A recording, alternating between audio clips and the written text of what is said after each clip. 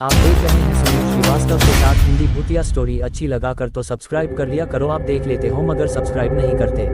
लिए हम सबको रास्ता तय करना होता है और सफ़र के बाद मिलने वाली मंजिल अगर हमारी मनचाही हो तो उसकी बात ही कुछ और है। और क्या होगा अगर सफ़र खत्म ही ना हो? क्या होगा अगर रास्ता अनंत हो? क्या होगा अगर आप उस रोड पर निकल पड़े हो जो रास्ता आपकी मौत की ओर ले जाता हो?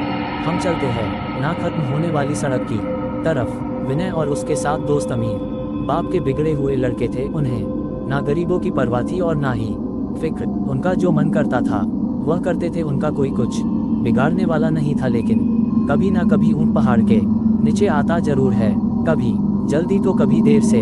एक दिन रात में विनय और उसके साथ दोस्त पास के ही एक गांव में चले गए। गांव में गरीबों के पास अपने मुर्दों को गाड़ने की जगह भी नहीं थी, इसलिए उन्हें गांव के सड़क के किनारे गाड़ दिया जाता था। इसी सड़क के किनारे एक बोर्ड पर लिखा हुआ था कि हमें आराम से सोने दे, हम आपको आराम से सोने देंगे। जब विनय और उसके साथ दोस्त वहां पहुंचे तो सबसे पहले उन्होंने वो बोर्ड निकाल फेंका और फिर जिंदा इंसानों की इज्जत ना करने वाले इन लफंगों के एकजुट ने मुर्दों के साथ भी यही सलूक शुरू कर दिया। कोई कब्र पर रखे फूलों को फेंकने लगा तो कोई कब्र पर बैठकर शराब पीने लगा। कोई कब्र पर रखे पत्थर को फेंकने लगा तो किसी को कब्र पर पेशाब करने का आइडिया आया।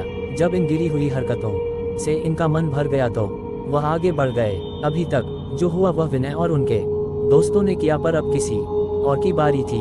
सारे दोस्त उसी रास्ते पर आगे बढ़ते जा रहे थे। तभी उनमें से एक को महसूस हुआ कि बहुत देर हो गई पर आगे कुछ नहीं आ रहा और उन्हें ये लग रहा है कि वो उसी रास्ते पर गोल गोल घूम रहे हैं और वह कब्र बार बार उनके सामने आ रही है। तभी उनमें से एक बोला, दोस्त यार विनय, तुझे ये नहीं लगता कि हम यहाँ से पहले भी गुजर चुके हैं? विनय, क्या बकवास करता है, लगता है तुझे चढ़ गई है।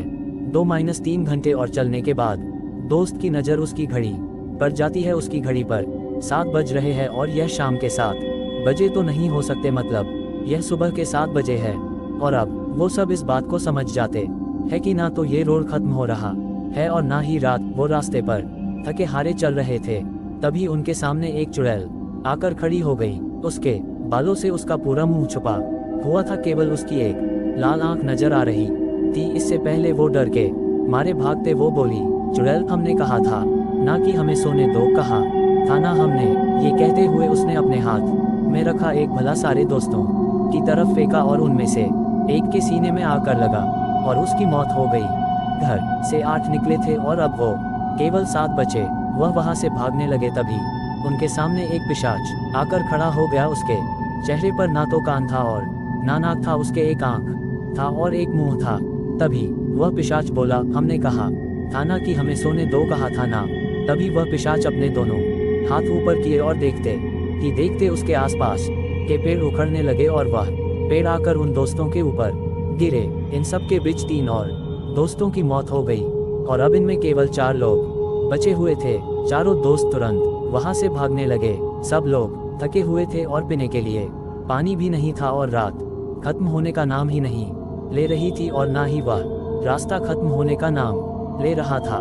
दोस्त विनय, हमने इन लोगों को सोते हुए परेशान करके अच्छा नहीं किया। ये हमसे इसी बात का बदला ले रहे हैं। विनय, हाँ, इतना तो हर बेवकूफ को समझ आ गया है कि ये लोग हमारे साथ ऐसा क्यों कर रहे हैं। कोई सलूशन बताओ, नहीं तो मुंह खोलकर ऑक्सीजन वेस्ट मत करो। इतने में उन्होंने देखा कि रोड में एक गड्ढा हुआ है और उनमें से एक दोस्त गड्ढे में जा गिरा। अब 3 दोस्त बचे थे। तभी उनमें से एक दोस्त बोला, दोस्त, क्यों ना हम अपनी गलती सुधारे। हमने जो कुछ भी उन कब्रों का किया है, अगर हम लोग उसे ठीक कर देते हैं तो शायद हमारी जान बच जाए। विनय, बिल्कुल ठीक कहते हो, चलो। यह कहकर वे तीनों वापस उसी कब्रों की तरफ चले गए और वे जो फूल उन्होंने फेंके थे वापस उसी कब्र पर रख दिए। जो पत्थर उन्होंने फेंके थे वो वापस वहां पर लगा दिया। जो शराब की बोतल कब्र पर रखी थी वह वहां से हटा दिया और जिस कब्र पर पेशाब की थी उसे भी उन्होंने साफ कर दिया। वो ये सब कर रहे थे तभी आसमान से एक चुड़ैल उड़ती हुई आई और एक को ले गई। अब 2 ही बचे थे। दोस्त, अब हम क्या करें? विनय, हमने तो सब कुछ सुधार दिया, तब भी कुछ नहीं फर्क पड़ रहा। विनय, रुको, तुम्हें याद है सबसे पहले हमने वो बोर्ड निकाल कर फेंका था? दोस्त, हाँ, बिल्कुल ठीक कह रहे हो, आओ उसे ठीक करके वापस लगा दिया जाए। यह कहकर दोनों वापस बोर्ड को वापस लगाने लगे। तभी उनके सामने वही चुड़ैल और पिशाच आ गए और उनकी तरफ बढ़ने लगे। यह देखकर वह दोनों और तेज बोर्ड को उस पुरानी जगह पर गाड़ने लगे, और इसके पहले कि चुड़ैल और पिशाच उनके सामने पहुंचते उन्होंने बोर्ड को पुरानी जगह पर अच्छे से लगा दिया, और देखते ही देखते चुड़ैल और पिशाच दोनों गायब हो गए।